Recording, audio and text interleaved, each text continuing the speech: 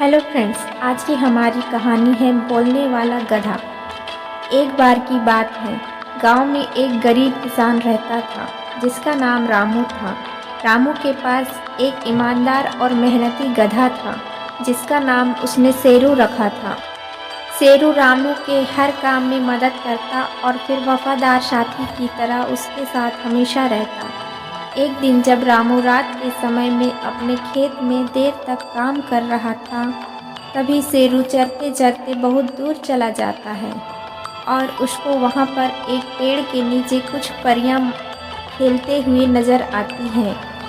शेरू परियों का बहुत मनोरंजन करता है, जिससे परियां खुश होकर शेरू को जादुई शक्ति उपहार के रूप में देने का फैसला करती हैं। जादुई परियां शेरू को बोलने की शक्ति देती हैं, जिससे वह इंसानों की तरह बोलने लगता है। जब वह वापस रामू के पास जाता है और उसको इंसानों की आवाज़ में बुलाता है, तो पहले तो रामू इधर उधर देखता है और फिर उसको लगता है कि यहाँ पर कोई जादू टोना कर रहा है, तो जल्दी जल्दी वह घर की ओर भागने लगता है। साथ में वह शेरू को भी ले जाता है।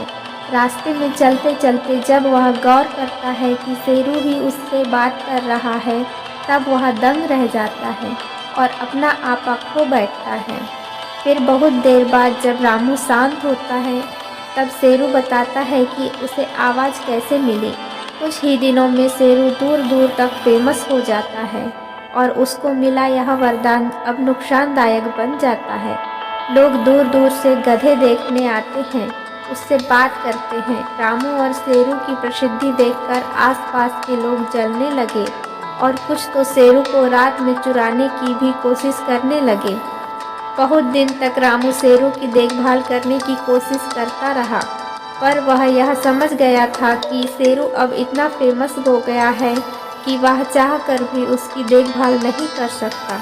फिर वह उस पेड़ के पास दोबारा जाता है जहाँ उसको परी मिली थी और परियों से विनती करता है कि आप इसको किया हुआ अपना जादू वापस ले लें।